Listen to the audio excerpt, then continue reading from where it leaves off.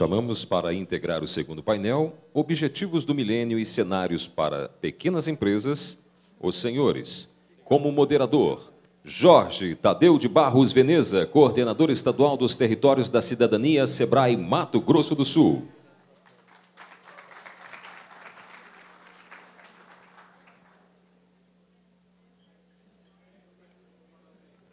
E como painelistas, o secretário da Secretaria-Geral da Presidência da República, doutor Wagner Caetano Oliveira.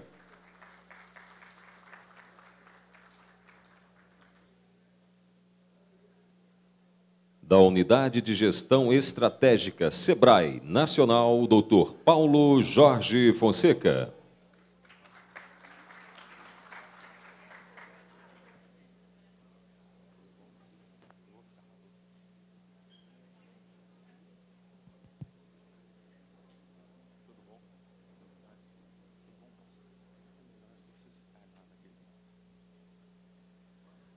Boa tarde a todos.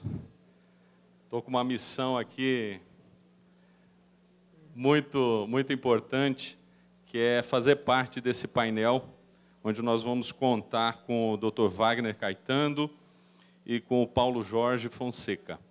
Nós temos aqui, então, com esses dois painelistas, nós vamos tratar sobre os objetivos do milênio e falar um pouquinho do cenário da micro e da pequena empresa, a importância dessa micro e pequena empresa dentro desse processo de desenvolvimento, não só dos municípios, mas também para a consecução e atingir os objetivos do milênio, para que nós possamos superar essas metas. Eles terão, cada um dos painelistas, 15 minutos para passar a sua mensagem ao nosso grupo de agentes de desenvolvimento, os secretários municipais que fazem parte dessa grande massa que transforma e que nos ajuda a transformar a realidade desse país. Esse evento que foi muito bem e brilhantemente pensado e elaborado pelo Sebrae Nacional, CNM e demais parceiros, eu agradeço aqui a oportunidade de estar aqui, agradeço a oportunidade de trazer uma representante do Estado do Mato Grosso do Sul, a Valdenice, do município de Itaquiraí, que pôde expor um pouquinho do trabalho que está sendo desenvolvido, não só lá no município de Itaquiraí, mas no estado de Mato Grosso do Sul como um todo, por vocês, agentes de desenvolvimento, melhor, agentes de transformação. Vocês são agentes de transformação dessa nova realidade do país. Ok? Vou passar a palavra, então, para o Dr. Wagner Caetano Oliveira, secretário-geral da Secretaria-Geral da Presidência da República, para nos dar a honra da palavra neste momento.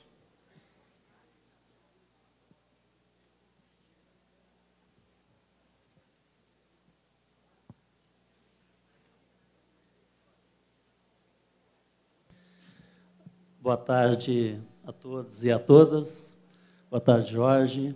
Quero agradecer ao Sebrae essa oportunidade e espero que a gente possa aproveitar bastante, né, esse momento, porque nós temos hoje a Secretaria-Geral da Presidência com o Sebrae uma parceria e essa parceria, para ser bem sucedida, depende muito, né, dos agentes de desenvolvimento, né, que estão vinculados ao Sebrae. Nós vamos falar rapidamente sobre os Objetivos de Desenvolvimento do Milênio.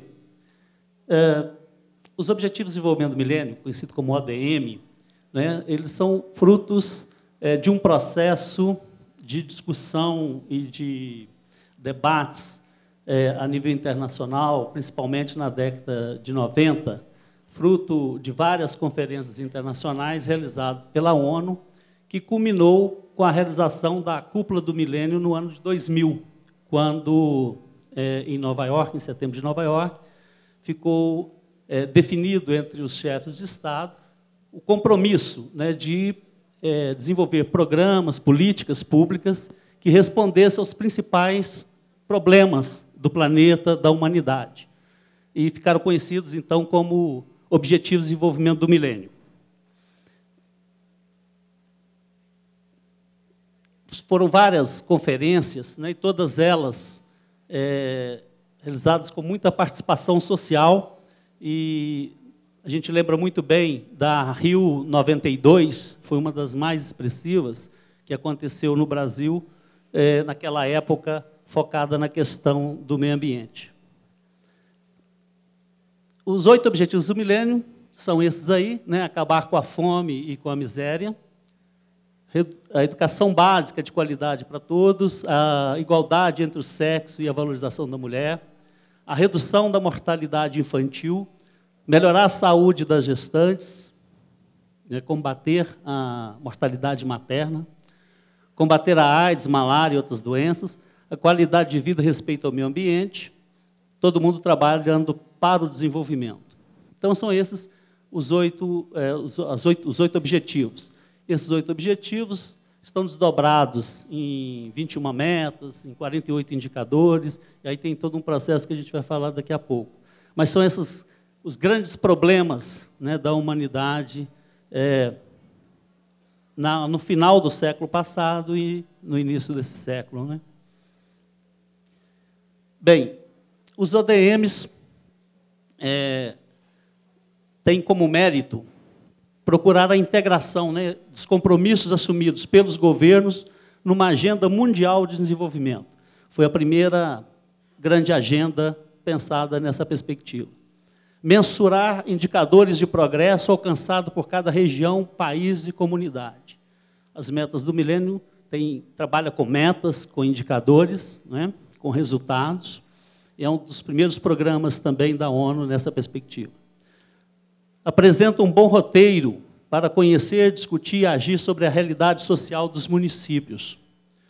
Dá um sentido de finalidade e direção comum. Permite melhor articulação dos diferentes atores do desenvolvimento. Dentro da Declaração do Milênio, e como ela é fruto do processo, né, das conferências internacionais, especialmente da década de 90, ela traz o conceito, né, da participação social, né, desde o seu princípio. Os homens e as mulheres têm o direito de viver a sua vida e criar os seus filhos com dignidade, sem fome, sem medo da violência, da opressão e da injustiça. A melhor forma de garantir esses direitos é através de governos de democracia participativa, baseados na vontade popular. Está expresso na declaração. Bem, o Brasil é signatário dessa declaração e, em 2003, quando o presidente Lula assume o governo, uma das primeiras iniciativas do presidente Lula é exatamente preparar o governo para que ele cumprisse com essa obrigação, cumprisse com as metas do milênio. Acho que todos aqui lembram, já no mês de janeiro de 2003, logo que ele tomou posse, né, ele faz um chamado a nível nacional e internacional no combate à fome e à miséria, traduzido, né, naquele chamado do Fome Zero. E, dentro do governo, ele cria um grupo de trabalho envolvendo 20 ministérios com a responsabilidade de fazer o acompanhamento e o monitoramento das metas do milênio. O nosso presidente, Luiz Barreto, acaba de chegar. Bem, e ele orienta todo o governo, todos os ministros, secretarias, a adotar as estratégias e a implementar programas e ações voltados, né, para as políticas sociais e para o cumprimento dessas metas. Todo mundo lembra, foi dito aqui já, né, o Brasil, em 2003, tinha indicadores econômicos e sociais muito ruins. A gente vivia uma crise de emprego, né, um desemprego altíssimo, e todos os indicadores sociais do Brasil eram ruins. Naquele momento, falar em atingir as metas do milênio era algo desafiador. Só lembrando que as metas, o pacto foi assinado no ano de 2000 para ser cumprido até 2015. Então, nós estamos há 3 anos, né, de cumprir esse compromisso. Né, nós, né, o mundo, né, Então, o presidente Lula determina isso a partir de 2003, e o Brasil, então, ele vem desenvolvendo programas, políticas, e vem conquistando, né, resultados extremamente positivos nesse campo que nós vamos falar daqui a pouco. Bem, tanto a nível internacional, quanto a nível de mundo e a nível dos países, o compromisso é atingir as metas pela média. Não é? Então, o Brasil, nós podemos ver que, na média, o Brasil já avançou bastante. Eu vou mostrar daqui a pouco alguns resultados. No caso, por exemplo, do combate à fome, a meta é reduzir a fome em 50% no planeta. E o Brasil já ultrapassou essa meta. Hoje, o desafio do Brasil é a erradicação da extrema pobreza. É muito mais do que reduzir em 50%. A meta de garantir o acesso à educação às crianças em idade escolar, o Brasil também já atingiu essa meta. A meta de garantir acesso à educação das mulheres, também o Brasil já atingiu essa meta. Os nossos problemas são outros. Na educação, nosso problema é a permanência, é a qualidade, são outros desafios, não mais o acesso. A redução da mortalidade infantil, o Brasil já avançou bastante, está bem próximo da meta pretendida, bem próximo. A redução da mortalidade materna é algo desafiador, embora o Brasil tenha reduzido à metade do que era, né, o ano de 1990, que é a referência, mas ainda é uma meta desafiadora. No que diz respeito à AIDS, à malária, à tuberculose, o Brasil avançou bastante, tem resultados positivos. No que diz respeito às questões ligadas ao meio ambiente, acesso à água, esgotamento sanitário, a questão do desmatamento, enfim, todos esses compromissos, o Brasil também tem avanços significativos para mostrar ao mundo. Ou seja, o Brasil é um dos países do mundo que vem cumprindo rigorosamente com o compromisso de atingir as metas até 2015. E o Brasil vai atingir quase todas. Muitas já foram atingidas, outras serão atingidas nos próximos anos e até 2015. Poucas serão as metas que ficarão a desejar, mesmo assim, com avanços significativos. Mas qual é, então, o nosso problema? E aí, a importância desse nosso encontro e a importância dessa nossa parceria com o SEBRAE. Porque o nosso desafio é exatamente as diferenças, né, regionais e as diferenças municipais. Quando a gente desdobra esses dados da média, então a gente vai ver que, no Brasil profundo, né, nós temos ainda muitos problemas para serem vencidos. E daí, esse nosso grande desafio, que é municipalização, ou chegar nos municípios para disseminar políticas sociais, adequar políticas já implantadas, criar novas iniciativas, articular atores que trabalham localmente e realizar um planejamento de políticas públicas, tendo como base esta plataforma, que é a plataforma dos ODMs. Esse mapa mostra o Brasil na média. Então, hoje, em 2015, vamos dizer isso ao mundo, atingimos as metas do milênio. Então, o Brasil cumpriu com aquilo que assinou no ano de 2000, lá em Nova York. O Brasil é um dos países do mundo e é, hoje, exemplo para vários países de programas e políticas sociais para chegar a esses resultados. Vários países estão se apropriando dessa tecnologia, né, para implementar seus programas. Então, o nosso problema passa a ser um pouco este. Quando a gente desdobra, né, os dados nacionais para as regiões, a gente verifica que o verde é onde o Brasil está na média, o amarelo próximo da média e o vermelho distante da média. E esse dado, esse mapa, se a gente comparar com o de 2008, a gente vai verificar que melhorou muito. Várias dessas áreas amarelas, em 2008, ainda eram vermelhas. Seja, o norte e o nordeste continuam, né, atrás do sul e do sudeste. O centro-oeste, mais próximo do sul e do sudeste. Né? Mas mesmo nas regiões onde o Brasil ainda não atingiu a média, o Brasil avançou muito nos últimos 10 anos. Se a gente comparar os dados de 2003 e os dados de hoje, nós vamos ver assim, avanços significativos em todas as regiões do país, em todos os estados, em vários municípios, né? Bom, esse é o nosso problema, então. Aí, quando os dados são desdobrados para os municípios. Então, aí a gente verifica que, em todos os estados, nós temos as 3 situações: o verde, o amarelo e o vermelho. Cidades que estão na média, próximo da média e distante da média. Se a gente quisesse um pouco mais desdobrar dentro de cada cidade, a gente ia verificar que essa realidade também existe. Belo Horizonte, por exemplo, né, a cidade que eu conheço, eu sou daqui, né, e aqui é uma cidade que está acima da média nacional. Mas dentro de Belo Horizonte tem bolsões de pobreza, né, que estão com indicadores abaixo da média nacional. Isso vale para qualquer cidade que a gente puder analisar.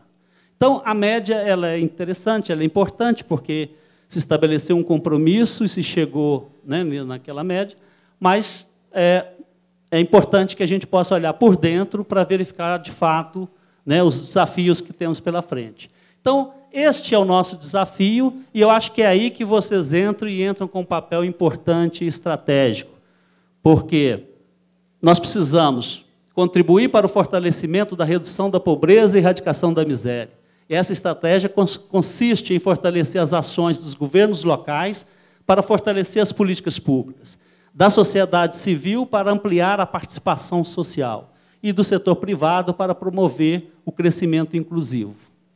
Os eixos de atuação: a produção de conhecimento sobre os ODMs e o monitoramento das ações. É preciso, então, verificar a realidade de cada município, como que cada município se encontra diante das metas do milênio. Existe um portal, que é o portal odm.org.br, que é um portal do Movimento Nacional pela Cidadania e Solidariedade, que é um movimento que articula ações da sociedade civil nessa agenda. Esse portal, ele dá a situação exata de hoje de cada um dos municípios brasileiros, todos os municípios, não é? Então, você vai ver a situação frente a cada um dos objetivos de desenvolvimento do milênio. E, a partir, então, desse contato com essa situação atual, né, quais são os principais problemas do município? Foi dito aqui também, não há uma receita e nenhuma regra geral, né? É preciso que o município veja a sua posição e é preciso ver quais os programas, quais as políticas que estão sendo implementadas e, a partir daí, né, fazer todo um processo de acompanhamento e de monitoramento dessas ações, né, para que possa buscar os resultados melhores e melhorar os seus indicadores, né? Qual é o indicador relativo, por exemplo, à questão da mortalidade infantil do município? E qual é a meta pretendida? Quais são as ações que já estão sendo desenvolvidas? Quais os resultados estão sendo alcançados? E se os resultados não são bons, quais serão as medidas a serem tomadas para que essa questão possa ser resolvida? E hoje, no Brasil, e foi dito aqui também, não é? Muitas vezes o problema não é de dinheiro, porque dinheiro, né, nós temos os dinheiros hoje, o recurso hoje que é repassado aos municípios, seja transferências obrigatórias ou os recursos de projetos que apoiam muitas das ações. Nós temos problema na gestão, né? Muitos dos prefeitos que estão saindo agora não sabe qual o indicador que ele encontrou na época que ele assumiu e nem qual é o indicador que ele está deixando a cidade nesse momento, né? E os prefeitos que vão tomar posse em janeiro, muitos deles não conhecem os indicadores do seu município e provavelmente vão trabalhar muito e vão sair também sem conhecer o que está deixando. Por quê? Porque não existe um sistema, um processo de gestão que faça o monitoramento dos programas das ações dentro da prefeitura. Portanto, a questão central hoje é um modelo de gestão. E aí eu acho que o agente de desenvolvimento tem um papel extraordinário, que é promover esse debate e promover essa nova cultura na gestão pública, que é trabalhar com indicadores, com metas e com resultados, e com participação da sociedade civil na construção dessas políticas. Mobilização e sensibilização permanente para, né, a municipalização, desenvolvimento de capacidades. Dentro de, hoje, os sites, né, que trabalham essa questão do ODM, existem várias ferramentas disponíveis para serem aplicadas nesse processo de como fazer uma gestão das metas do milênio, mas, mesmo assim, tanto a Secretaria de Relações Institucionais da Presidência da República, quanto a Secretaria-Geral, pode apoiar os municípios, junto, né, nessa parceria com o SEBRAE, apoiar os municípios na capacitação de gestores para o monitoramento dos indicadores, a articulação de ações do projeto com as políticas públicas federais, porque muitas dessas questões estão aí, mas tem municípios que não alcançam essas políticas. Por que não alcançam? Então, é preciso fazer essa articulação e ter o conhecimento desses projetos que estão disponíveis para os gestores municipais. Várias ações estão sendo desenvolvidas no Brasil. Tem hoje um prêmio que foi criado como um instrumento de mobilização da sociedade civil, que chama Prêmio ODM Brasil, que várias cidades já receberam esse prêmio de programas e ações bem sucedidas, né? Existe um movimento da sociedade civil, são produzidos relatórios nacionais. O Brasil já produziu 4 e vai produzir agora, em 2013, o 5º relatório nacional, prestando contas para o país, né, e para a sociedade internacional, de como que os programas estão acontecendo e os resultados que nós estamos alcançando. Normalmente, esse relatório é entregue durante a realização da Assembleia Geral da ONU.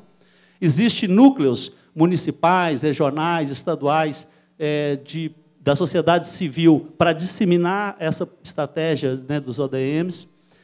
E a agenda de compromissos. Essa agenda é uma ferramenta que vai ser trabalhada com esses novos prefeitos, né, que vão assumir em janeiro, quando eles vão preparar os seus PPAs, o seu plano de ação, enfim, vão organizar o processo de trabalho dentro das prefeituras. Nós achamos que é um momento oportuno para que eles incorporem essa agenda das metas do milênio no seu plano de ação, estabelecendo, né, esses critérios de metas, indicadores, e trabalhar com a participação social nesse processo. Então, daí, de novo, a importância dos agentes, porque é nesse momento, nesse primeiro ano da gestão, que a gente precisa convencer o gestor público a ter um modelo de gestão mais eficiente, não é? Construção de indicadores, eu já falei, tem um portal, né, para todos os municípios brasileiros. Doutor Bem, Wagner, a proposta, concluindo. 2 minutinhos. Tá, dá tempo.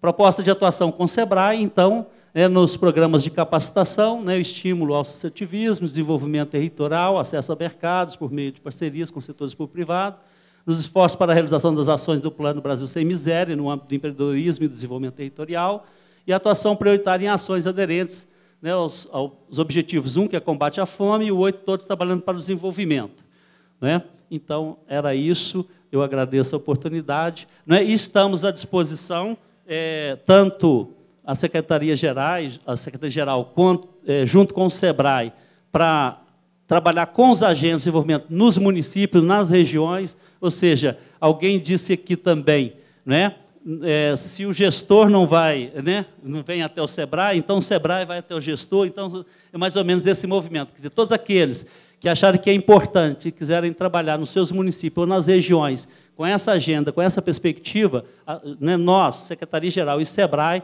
estamos disponíveis e à disposição para contribuir e participar desse processo, porque, com isso, ganhamos todos nós, ganha o Brasil, ganha o planeta. Muito obrigado. Obrigado, doutor Wagner, pelas palavras. E fica um convite a vocês, agentes de desenvolvimento, ou melhor, agentes de transformação da realidade dos municípios brasileiros, a conhecer um pouco mais sobre esse tema e até a realidade e os indicadores dos municípios que vocês pertencem. Vamos passar a palavra, então, para o Paulo Jorge Fonseca.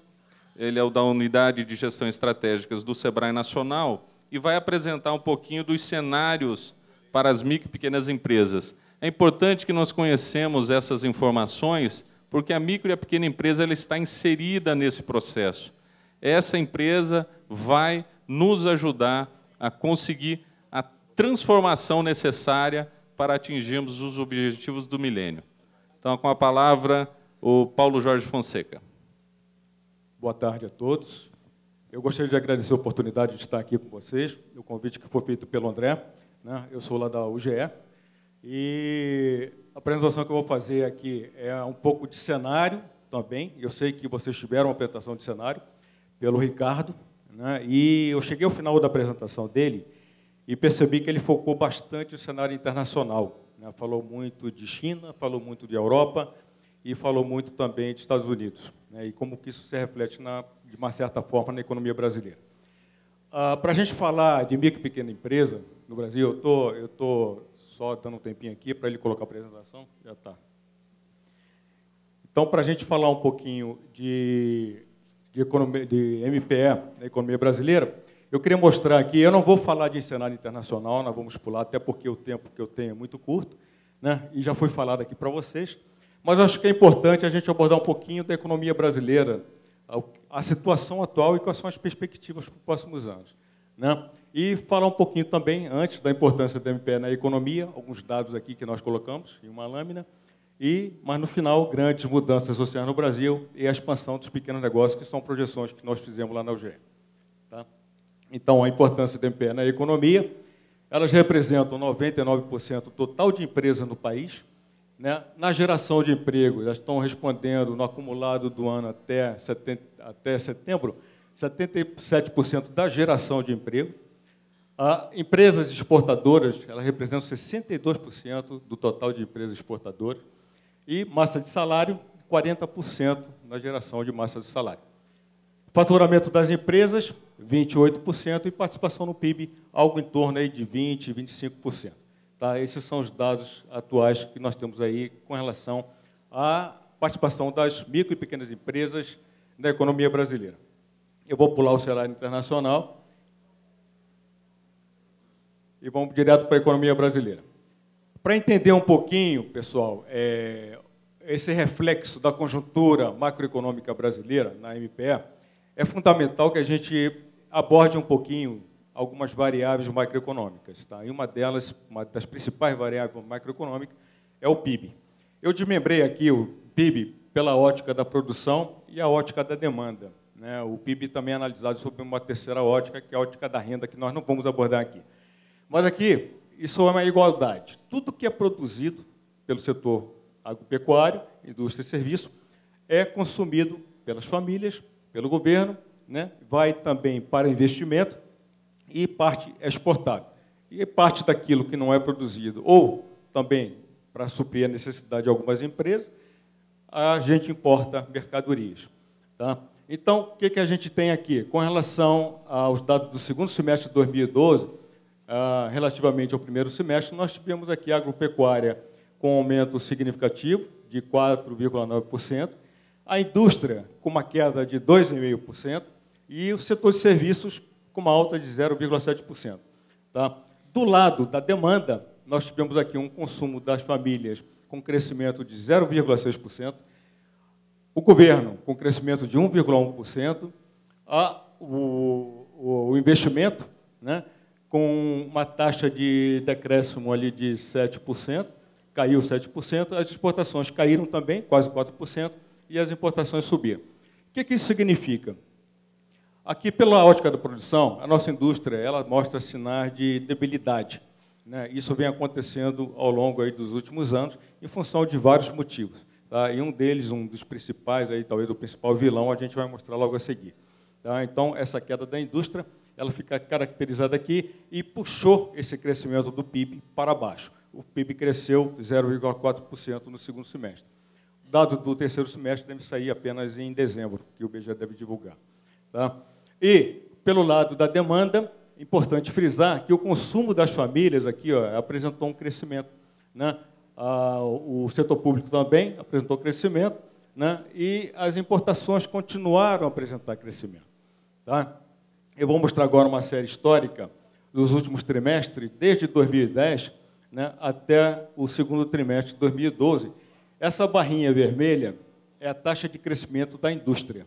né? Então, vocês podem perceber que ela vem alta no primeiro trimestre de 2010, sempre comparado com o igual trimestre do ano anterior. Ela vem alta e vem decrescendo, até que no quarto trimestre de 2011 ela apresenta queda, né? E fica mais ou menos estável ali no primeiro trimestre deste ano, e no segundo trimestre ela apresenta uma nova queda de 2,4%. Então, a indústria ela vem nesse estado, né, de debilidade, vamos chamar assim, né, em função de vários fatores, evidentemente. Já a barrinha azul é o agronegócio, a agropecuária, tá? E vocês percebem que ela é um pouco volátil, porque fica muito à mercê dos preços das commodities agrícolas. Tá? Então, tem momentos de crescimento, tem momentos que ela cresce menos, queda ali no segundo trimestre de 2011, tá? Volta a crescer ali no terceiro e quarto trimestre e apresenta uma redução bem significativa aqui no primeiro trimestre deste ano e volta a crescer novamente no segundo trimestre.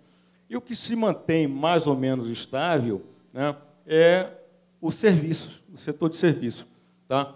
Ele se mantém ali nos últimos trimestres com um crescimento entre 1,5% e 1,7%.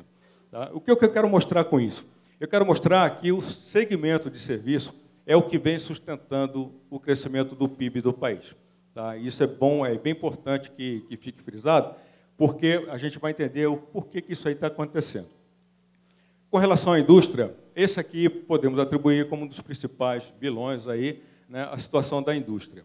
Nós tivemos aí no período de janeiro de 2010 até março desse ano, mais ou menos, um período de câmbio desvalorizado. Perdão, período de câmbio apreciado. Tá? Então, nesse período de câmbio apreciado, significa o quê? Que eu preciso de menos reais para poder exportar. Então, para o exportador não é atraente eu exportar. Mas para o importador é muito atraente, porque para cada dólar que eu importo, eu pago menos reais. Tá? Então, com isso, as importações cresceram bastante, né, e continuam a crescer, né, e isso prejudicou o segmento industrial do Brasil. Isso criou um efeito, que vocês já ouviram falar, o efeito de desindustrialização, né, principalmente nos últimos 2 anos. Tá? Isso vai ficar evidenciado na próxima lâmina. Nós tivemos aqui também, a partir de março, de abril deste ano, tá, o governo começou a fazer intervenções mais fortes no câmbio, no mercado de câmbio, em swaps cambiais, né, e ele viu que ali que realmente os agentes, os especuladores agiam, né, e criou algumas travas para a especulação no câmbio e fez com que o dólar ele subisse, né, ele se valorizasse em relação ao real. Então, nós hoje estamos no nível aí de... O dólar vale 2,02, 2,03, está variando nessa faixa já tem alguns meses. Tá? Aqui é um exercício que nós fizemos para mostrar o efeito, esse processo de desindustrialização, como é que ele aconteceu. Nós pegamos o longo prazo, entre 2002 e 2008, né, e o reflexo da produção, a variação anual da produção nesses setores da economia, nesse período que é a barrinha azul. Tá? A gente percebe que no longo prazo, que a gente chama de longo prazo, a barrinha azul, apenas 3 setores registraram queda da produção, que foi o setor de calçados, vestuário e o de madeira. Quando a gente considera o período 2009, 2011, onde a gente percebe aquela apreciação cambial, né, em que houve um incentivo, de uma certa forma, à importação, a gente percebe que mais setores foram afetados. Houve queda aqui na produção, também do setor têxtil, né, e houve queda na produção de borrachas de plástico do setor farmacêutico. E também, naqueles setores que haviam registrado um crescimento maior, né, passaram a registrar uma variação positiva bem menor, né, nesse período de 2009 e 2011.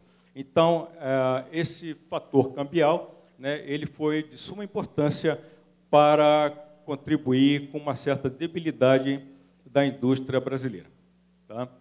Evidentemente, outros fatores contribuíram, a falta de investimento, né, o custo delas também aumentou nesse período, né, como o próprio custo da mão de obra. Bom, e o que tem sustentado aqui aquele crescimento do setor de serviços é basicamente isso daqui, gente. A gente está tendo um movimento aí durante alguns anos, desde 2003, de crescimento real da renda, né, um crescimento bastante importante e significativo. Né. A nossa perspectiva é que essa renda, o rendimento real, ele continue a crescer até 2017, né, nessa taxa aí de 17% a 22%, isso representaria um crescimento médio anual real acima da inflação em torno de 4%. Tá? Então, isso é bem significativo. Então, você tem esse rendimento somado, né, ao volume de emprego, você tem a chamada massa salarial. Então, você tem um crescimento bastante significativo da massa salarial que vem consumindo serviços no país. Aqueles dados do IBGE, quando eu mostrei o setor de serviço lá, está embutido ali também o setor de comércio. Tá? Então, o comércio também está contemplado ali no setor de serviço, pelos dados do IBGE. E aqui, a nossa expectativa aqui, a perspectiva para o crescimento da inflação, né? Nós temos uma perspectiva de inflação acima da meta, que é 4,5%, mas, de uma certa forma, sob controle. Né? Para 2012, ela fecha acima da meta, 5,46%. Aqui são as expectativas dos agentes do mercado financeiro, que são divulgadas semanalmente pelo Boletim Focus do Banco Central. Tá? Então, para os próximos anos, a inflação é em torno, aí, variando de 5% a 5,5%. Com relação à taxa básica de juros, que regula todas as taxas dos bancos, né, a gente também tem uma perspectiva de um crescimento maior em 2014, ela se mantém esse ano, até o final do ano, em 7,25%, 2013 também em 7,25%, e ela dá uma pequena subida ali em 2014, 2015, né, para poder tentar segurar um pouquinho aquele ímpeto da inflação que a gente viu no slide anterior. Paulo. Com relação ao PIB... 5 minutinhos. Tá, eu tenho 5 minutos. Com relação ao PIB, perspectiva de crescimento, tá, para esse ano, crescimento relativamente baixo, 1,5%, próximos anos, algo em torno aí de 4%. Tá? Bom, grandes mudanças sociais no Brasil. Alguma coisa que eu vou abordar aqui, talvez o Ricardo já tenha abordado, então vocês me perdoem se eu estiver sendo repetitivo.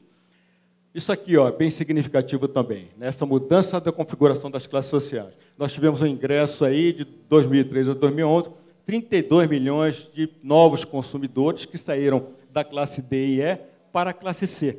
Né? Então, nós tínhamos um formato de pirâmide ali em 2003 e, a partir de 2011, isso aí, na realidade, vira um losango. Né? Eu não tinha a figura do losango, fui obrigado a usar a figura da pirâmide. Tá? E a perspectiva de mais 15 milhões se inserirem nessa classe C, A e B até 2014. O que a gente percebe também que o percentual da população na pobreza ele decresceu substancialmente, né, da década de 90, que representava 43%, caiu para 21%, e a perspectiva é que chega a 2022 em 16%. Então, agora nós já estamos aí num recorde histórico. Né? Bom, com relação à desigualdade, nós temos aí o índice de Gini, o coeficiente de Gini, que mede, né, a desigualdade de distribuição de renda em um país. Né, quanto mais próximo de 1, mais concentrada a renda, e quanto mais próximo de 0, menos desigual essa distribuição de renda. Então, nós saímos lá de um patamar de 0,61, né, e na década de 90, para 0,54 aqui, nos anos já de 2009, né, que também foi um recorde histórico, e devemos chegar aí a 0,50 em 2022. O que tem ajudado a isso aí? O que tem contribuído com tudo isso aí?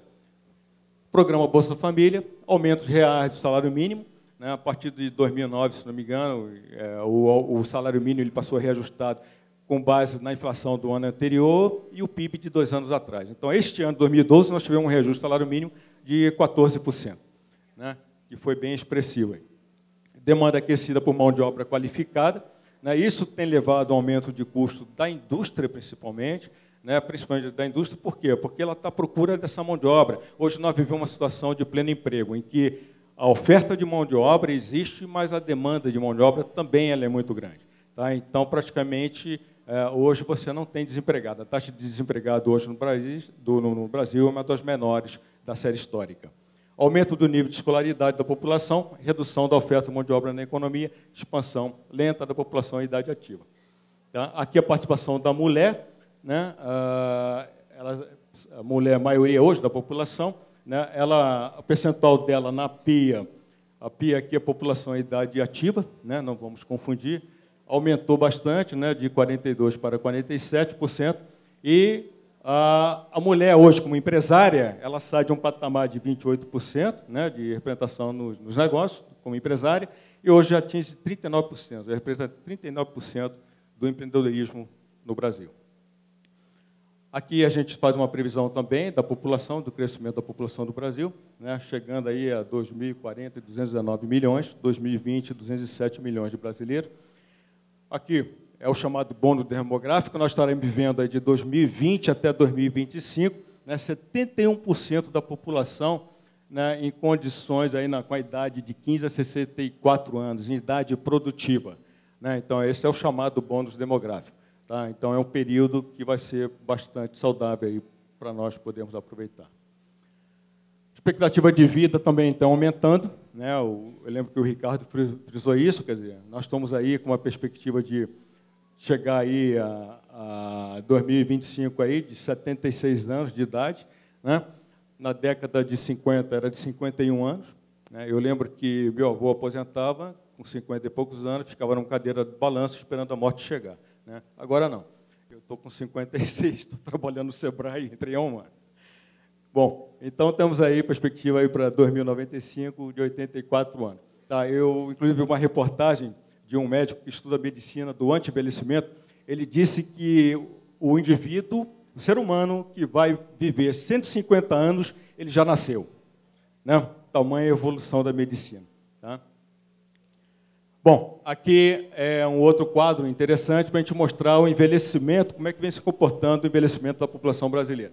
Tá? Nós temos aí, na década de, hoje, 2010 mais ou menos, em torno de 32%, né, as pessoas com mais de 40 anos, e deve chegar lá em 2050, representando 2020, né, e 50 representando 60% da população. Então, essa é uma realidade da qual nós não podemos fugir. E aí também aparecem excelentes oportunidades de negócio para esse público, especialmente.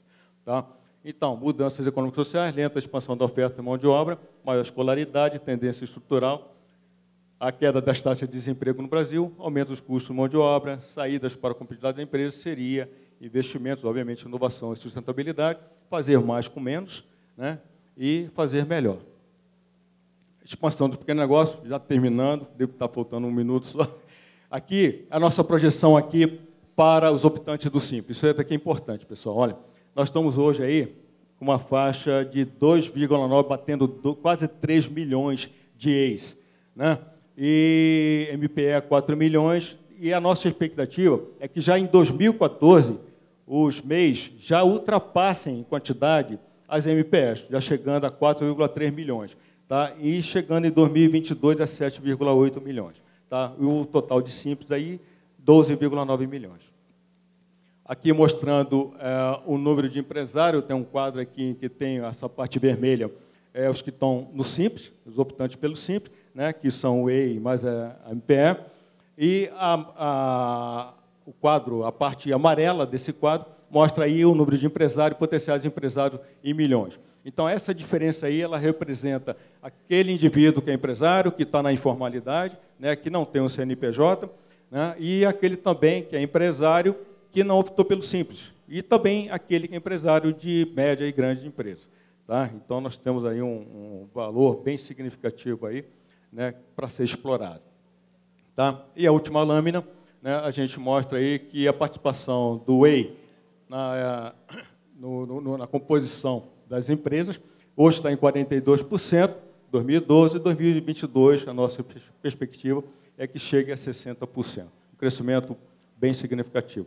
Eu agradeço aí, peço desculpas se houve alguma duplicidade aí de apresentação com relação ao que o Ricardo falou, mas o meu tempo também foi muito curto. Obrigado. Ok.